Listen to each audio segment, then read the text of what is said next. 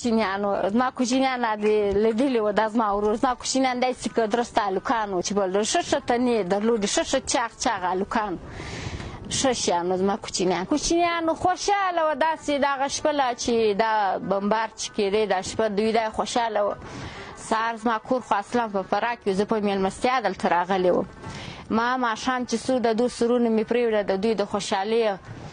خو سرونه مې ورپرېږده نوکریزې مې واخیستې د دوی لاسونه مې خپل د کوچنیانو سره کړ چې دوی خوشحاله کالي مې په واخیسته چې موږ سهار زه خپل کور ته زما کوچنیان خوشحاله لاسونه یې په نوکریزو سره وه چې شهیدان شوه موږ ټوله د باندې موږ خو برق شی نه لرو د باندې پرېوځو هېڅ برق اصلا نه لرو یو ژمن مو نه دی چې سم ژمن دی موږ د باندې ګرمي ده د باندې پرېوتلو فشخانې مو درولې وې دوباره ننوتلو کور ته بس تیارې راغلې غړم غړم یې شروع کړ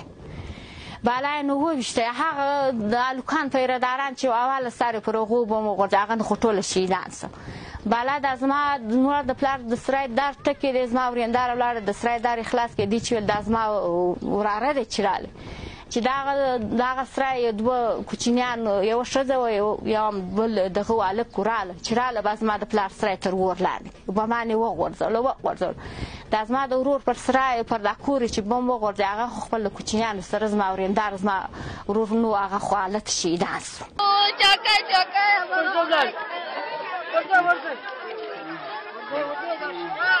چې د دادالي زه ووتلم چې غړم صبح مې وغورځېد زه دا یې پورته کړم په هوا وولیدلم زه خو ټپي سوم دا ورځ ما دا کوچنیانو نارې کړه ویل هله مورجانه مو شهیده سمال زه نه یم شهیده زه ټپي یم زما مورجانه راووتله بله زما مورجان ته ویل نه زموږ مور مړه سمال زه نه یم مړه زه ټپي یم زما مورجان خپل لاس راکړه چې یو ځای ته کش کړم زما پښې سیک نه لري زما پښې بې سیکې دي زه نه سم تللی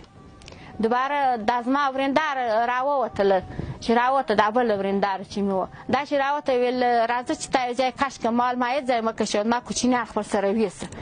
دا ولاړه دا یې خونه وه دا یې دغه و تشناب و په دا تشناب کې ننوته چې ننوته تیار